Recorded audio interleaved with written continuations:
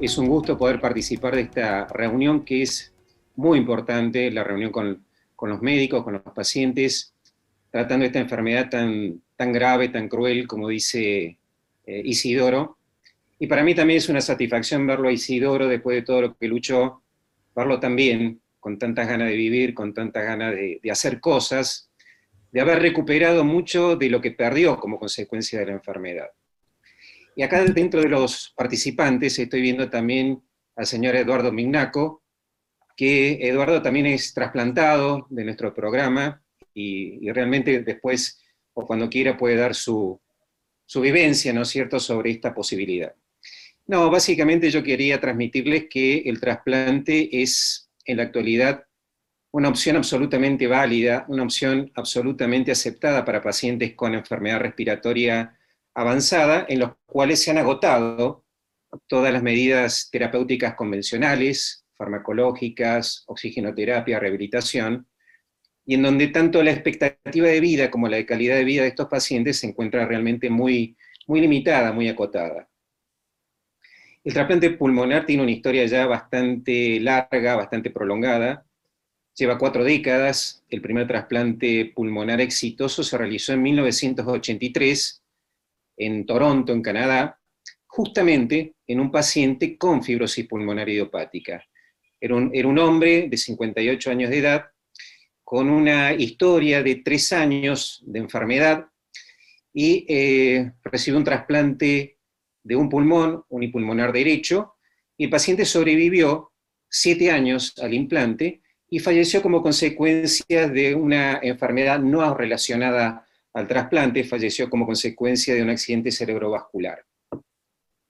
Las claves del éxito de este primer trasplante fueron varias, pero una de ellas fue la adecuada selección del receptor. Era un receptor, digamos, relativamente joven, que estaba fuertemente motivado para esta posibilidad que se le estaba ofreciendo, y me remito también a las palabras de Isidoro, la motivación de cada paciente por seguir adelante, por aceptar este tipo de posibilidades. Este paciente no tenía otras enfermedades asociadas, todo su problema estaba limitado al pulmón, y realmente tuvo una muy buena evolución posoperatoria y una excelente calidad de vida en los años posteriores.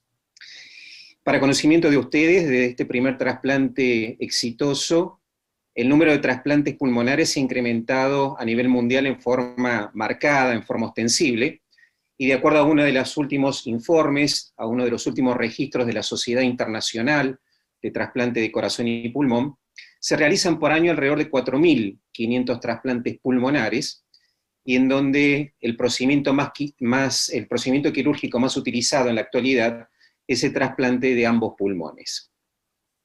La misma sociedad pone en evidencia que la principal razón de trasplante es el enfisema. Y el enfisema es la principal razón de trasplante por 2 razones fundamentales. La primera de ellas, la alta prevalencia de la enfermedad asociada al tabaquismo. Y lo segundo, a un hecho que vemos toda la gente que trabaja en trasplante, y es que estos pacientes toleran periodos de tiempo muy prolongados en lista de espera, pudiendo finalmente acceder al procedimiento. El 30% de todos los trasplantados a nivel mundial se realizan en enfisema. La segunda indicación, y probablemente la enfermedad que más se beneficia, tanto en términos de sobrevida y de calidad de vida, es la fibrosis pulmonar idiopática. El 26% de todos los trasplantados a nivel mundial se realizan en esta enfermedad, y este porcentaje está creciendo progresivamente. Y probablemente en la próxima década, la fibrosis pulmonar supere al enfisema como principal indicación de trasplante. Para el conocimiento de ustedes también, la tercera indicación de trasplante es la fibrosis quística, que es una enfermedad que es hereditaria, que afecta a gente joven, y aproximadamente un 15% de todos los trasplantados corresponden a esta enfermedad. Por último, en cuanto a esto, quisiera decirles que la cuarta indicación de trasplante son las enfermedades intersticiales, enfermedades difusas del parénquima, como también se las conoce, que no son fibrosis pulmonar idiopática. Es decir, hay otras formas de enfermedades fibrosantes que no son fibrosis pulmonar idiopática y que llegan al trasplante, aproximadamente un 6% de todos los trasplantes a nivel mundial. ¿Por qué digo esto? porque si sumamos el porcentaje de pacientes con fibrosis pulmonar idiopática trasplantados, 26%, más un 6% de otras enfermedades intersticiales que se trasplantan, esta asociación supera al enfisema en la actualidad como indicación de trasplante. Para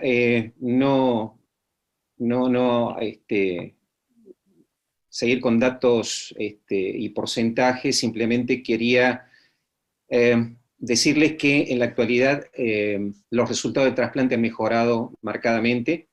Los resultados del trasplante los podemos evaluar a través de lo que es la sobrevida, y lo podemos evaluar a través de lo que es la calidad de vida, algo que al paciente le importa y por demás. La sobrevida ha mejorado por una secuencia de acciones que comienzan con la adecuada evaluación y selección de los potenciales candidatos a trasplantes. El trasplante no es para todos, sino que es para un grupo de pacientes altamente seleccionados, con la mejoría en la técnica quirúrgica, por supuesto, y con un estricto control a largo plazo, especialmente control de las potenciales complicaciones como puede ser el rechazo y las infecciones. Para que ustedes tengan una noción, la sobrevida actual, la sobrevida media de los pacientes trasplantados por fibrosis pulmonar idiopática es de alrededor de 7 años. ¿Qué significa esto? Que bueno, que la mitad de los pacientes aproximadamente viven esta edad.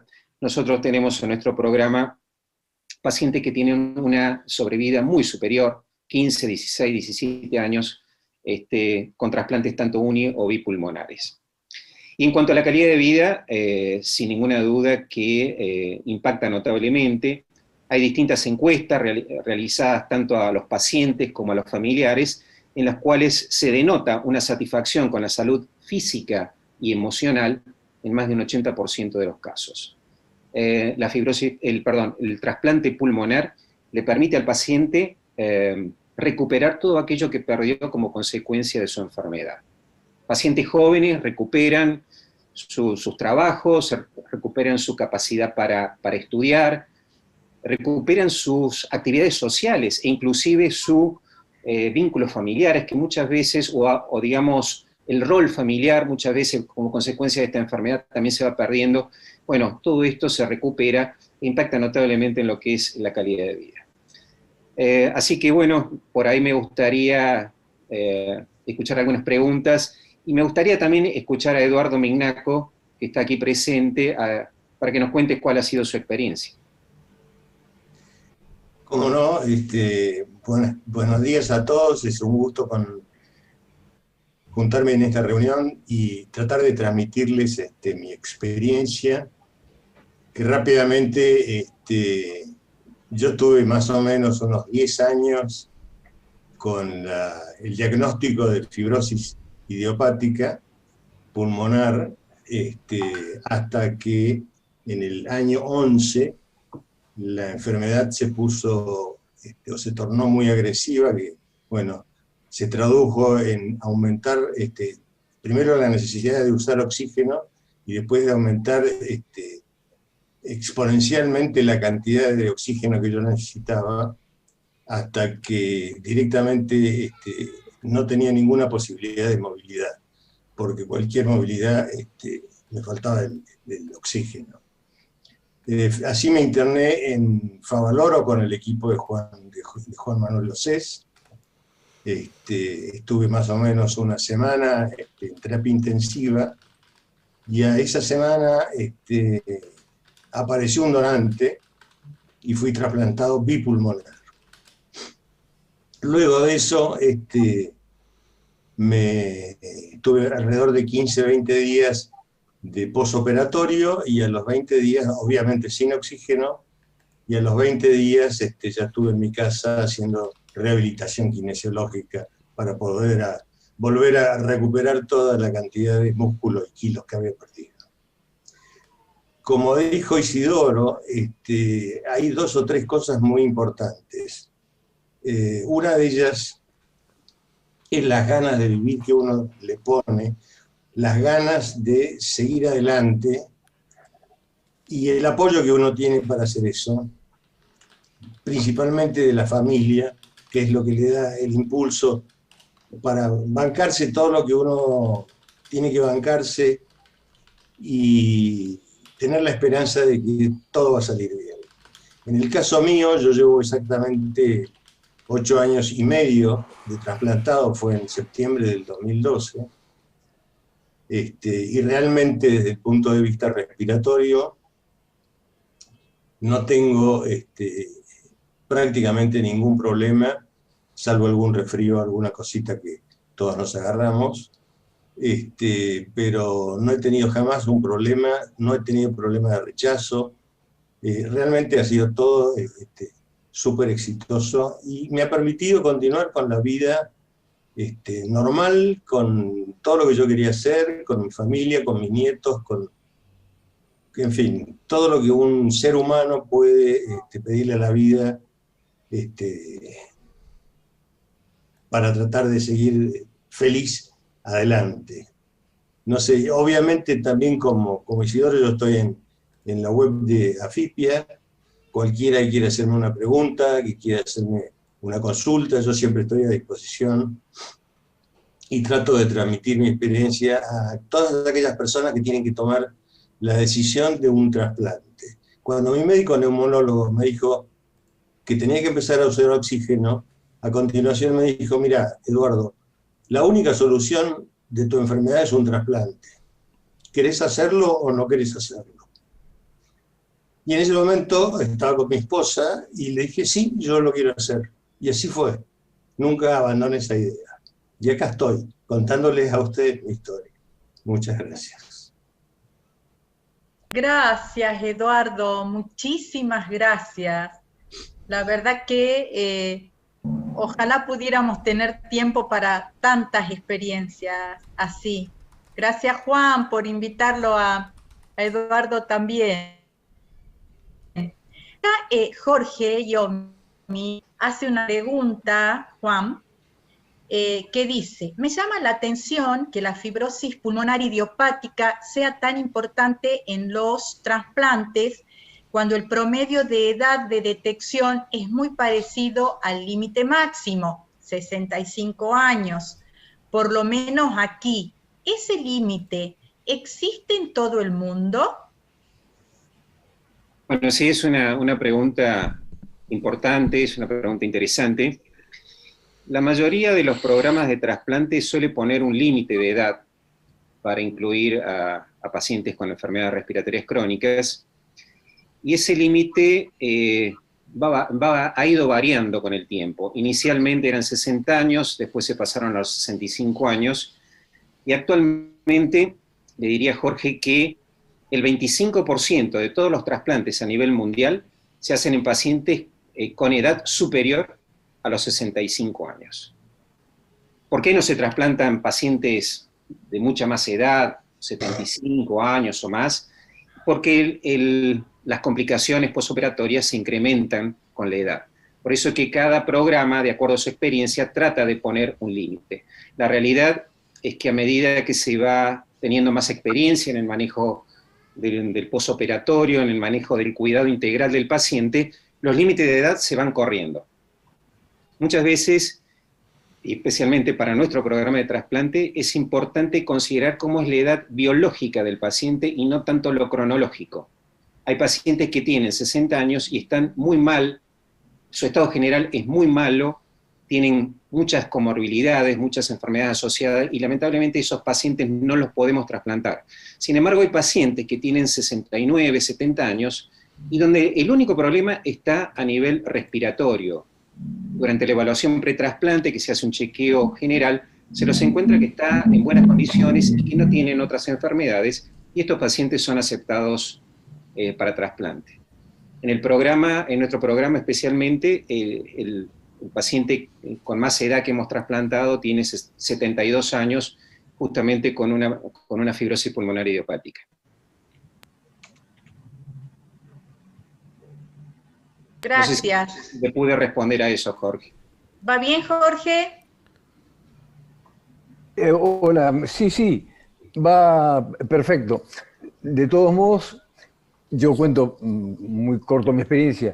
Yo a los 65 años estuve en la Fundación Favaloro, y la verdad que no llegué a hacer la evaluación pre-trasplante, y no me quedó claro por qué, pero entendí que era porque había llegado al límite de los 65. Y en ese momento estaba en un estado de salud, la verdad que muy bueno. Digo, por el estado que tenía, en realidad ni siquiera merecía estar en una lista de trasplante, porque la verdad que estaba muy bien. Ahora tengo 70 y ahora mi salud ha decaído enormemente. Estoy con oxígeno todo el día. Y la verdad que no se me ocurrió volver a la Fundación Favaloro por el tema de ese límite de 65 años, que yo entendía que era taxativo, ¿no? Que no se podía cambiar. No sé, le pido, discúlpeme, esto es casi una consulta personal, pero no sé si tiene sentido que vuelva o no a los 70 años para hacer una evaluación pretrasplante o no. La verdad que no lo sé. No, sí, es muy importante lo que usted dice, Jorge. Los límites de edad han ido cambiando con el tiempo, dependiendo de la experiencia de cada equipo, de cada programa de trasplante. Y cuando la experiencia es mayor, los límites suelen ser un poco más dúctiles. Yo le ofrezco que vaya a la fundación, lo evaluemos y veamos si hay posibilidad de que usted se pueda trasplantar, ¿eh? Ok, bueno, le agradezco mucho, doctor. Sí, cómo no. Bueno, vamos, seguimos. Bien, gracias, Juan.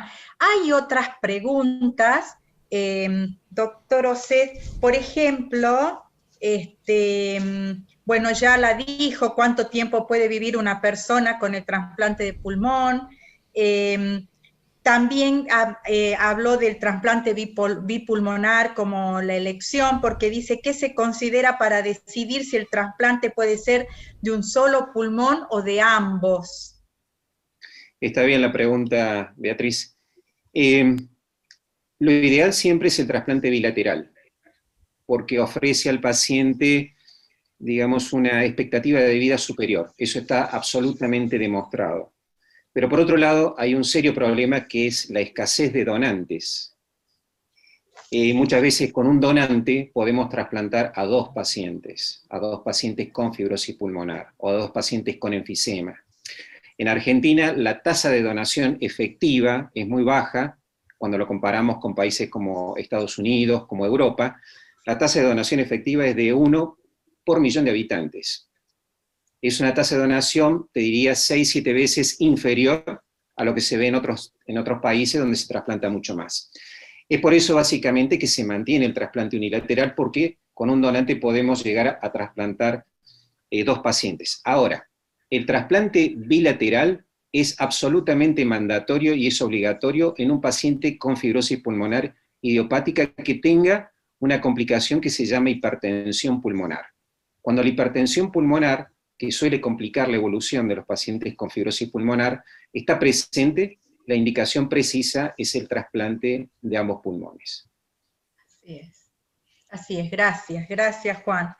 Bueno, si cambia mucho la vida de un paciente trasplantado con respecto a los cuidados que debe tener, bueno, creo que Isidoro y Eduardo un poco nos han mostrado con la vida cómo es esa situación. Acá preguntan, ¿cuáles son los costos de un trasplante? Bueno, los costos, te diría que, para darles un número, para que tengan una idea, básicamente, el costo de un trasplante bilateral, con todo lo que implica la evaluación pretrasplante, el trasplante y los cuidados postoperatorios, está alrededor de 2 millones de pesos. Que es un costo, digamos, inferior a lo que se observa en otros países, donde, por ejemplo, en Estados Unidos, el costo de un trasplante de pulmón bilateral oscila entre 200 y 300 mil dólares. Es decir, estamos, digamos, si bien es un procedimiento oneroso, está muy por debajo de lo que se ofrece en otros países. Y nosotros tenemos cobertura de obras sociales y de prepagas en muchos aspectos. Sí, la gran mayoría de todos los trasplantados tienen una cobertura. Bien, gracias. Es un dato que por ahí se desconoce, pero bueno, como está preguntado, me parece bien. Bueno, después lo de la lista de espera y las prioridades, bueno, sabemos bien lo lo dejaste muy claro, doctor Océs, al tema de la elección del receptor. Acá hay una pregunta que dice, ¿puede generarse de nuevo fibrosis en un pulmón trasplantado? Bueno, esa es una pregunta interesante. Te diría casi taxativamente que no, que no. Nuestra experiencia, sobre 450 trasplantes que tenemos, no hemos visto nunca la recidiva de la fibrosis pulmonar idiopática en un pulmón trasplantado. Pero sí está documentado la recidiva en algunas otras enfermedades sistémicas, como por ejemplo sarcoidosis, como por ejemplo histiocytosis X o linfangiolidomiomatosis. Sí está documentado ahí en un pequeño porcentaje, diría que alrededor de un 10%, la recidiva de la enfermedad. Y ocasionalmente también en enfermedades del tejido conectivo que ameritan trasplante, como puede ser esclerodermia. Okay.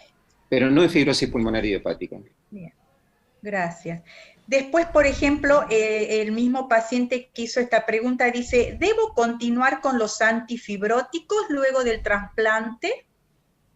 No es necesario continuar con los antifibróticos. Quiero resaltar algo muy importante. La derivación a un programa de trasplante no implica que el paciente deba ser manejado exclusivamente por el equipo de trasplante. El paciente tiene que ser manejado en forma interdisciplinaria, multidisciplinaria, tiene que continuar con los controles estrictos con su médico de cabecera, con su neumonólogo, y continuar con el tratamiento antifibrótico. Los antifibróticos no contraindican el trasplante, no generan ningún problema posterior al mismo. Entonces deben continuar con la medicación hasta el momento del trasplante. Excelente ese dato y excelente lo de la atención multidisciplinaria y también la posibilidad del tratamiento antifibrótico y el enlentecimiento de la enfermedad, ¿no? Que nosotros estamos, de la progresión, digamos, de la enfermedad que estamos viendo, como que permite un tiempo más prolongado para acceder a la lista de espera y a la paciencia de esperar el trasplante. Así que, gracias. Si alguno quiere hacer alguna pregunta o alguna acotación en directo de los médicos, de los pacientes. Yo, mientras tanto van activando micrófonos y si van preguntando, tengo un aviso parroquial que es: a los que están mirándonos por Facebook pueden volcar sus preguntas en el chat de Facebook, que yo estoy atento y las voy a pasar por acá para responderlas en vivo o más tarde por el chat. Y hay otra pregunta que me llegó, que es para el doctor Océs, si se pueden trasplantar pacientes con hipertensión arterial u otras enfermedades crónicas. Sí se pueden trasplantar pacientes con hipertensión arterial. Lo ideal es que cualquier enfermedad asociada esté adecuadamente controlada, ¿sí? No se pueden trasplantar pacientes que tienen enfermedades crónicas avanzadas que afecten otros órganos nobles, como por ejemplo que afecte corazón, que afecte riñón o hígado, con algunas excepciones. Hay, por ejemplo, en fibrosis quística, que es una enfermedad, como les comenté, hereditaria que afecta a jóvenes, puede haber simultáneamente a la enfermedad respiratoria afectación del hígado, con una cirrosis hepática. Estos pacientes pueden ser considerados para un doble trasplante de ambos pulmones y trasplante hepático, pero son situaciones especiales. Lo ideal siempre es que no exista una enfermedad no controlada para considerar a estos pacientes para trasplante. Gracias.